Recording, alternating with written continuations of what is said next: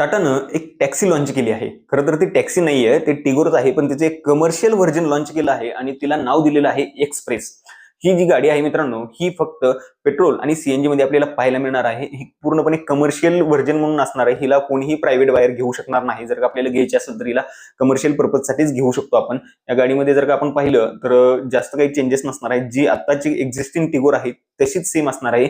पण टिगोर मध्ये जे फीचर होते त्याच्यामधले बरेचसे फीचर याच्यामध्ये कमी केलेले आहेत. त्यामध्ये जर का आपण पाहायचं झालं तर या गाडीमध्ये आपल्याला म्युझिक सिस्टम पाहायला मिळणार नाही. त्यासोबत रिअर एसी वेंट आहेत, हे पण आपल्याला पाहायला मिळणार नाही. आणि एक याच्यामध्ये टॅक्सीमध्ये खास करून दोन खूप महत्वाचे फीचर असतात. ते म्हणजे पॅनिक बटन एक असतं, ते टॅक्सीमध्ये शक्यतो दिलं जातं, पण आपल्याला टिगोरमध्ये पॅनिक बटन पण पाहायला मिळत नाही. आणि व्हेकल ट्रॅकिंग पण आपल्याला ह्या एक्सप्रेसमध्ये आपल्याला पाहायला मिळत नाही. यासोबतच टाइप सी चार्जिंग पोर्ट पण आपल्याला या गाडीमध्ये पाहायला मिळणार नाही. बाकी जी टिगोर आहे सेम तशीच आपल्याला पाहायला मिळणार आहे. आणि ही गाडी फक्त आणि फक्त कमर्शियल पर्पजसाठी लॉन्च केलेली आहे. आणि सगळ्यात वेअर्ड गोष्ट टाटाने यामध्ये एक अशी केलेली आहे की कोणतीही टॅक्सीसाठी जी गाडी असते त्या गाडीचं सगळ्यात जास्त पाहिलं जातं ते म्हणजे मायलेज पाहिलं जातं, कारण सर्वात महत्वाची गोष्ट तीच असते टॅक्सीसाठी. पण या गाडीचं मायलेजच अजून टाटाने सांगितलं नाही की ही गाडी सीएनजी मध्ये किती मायलेज देते आणि पेट्रोल मध्ये किती मायलेज देते. याबद्दलची कोणतीही माहिती टाटाने या ठिकाणी दिलेली नाहीये.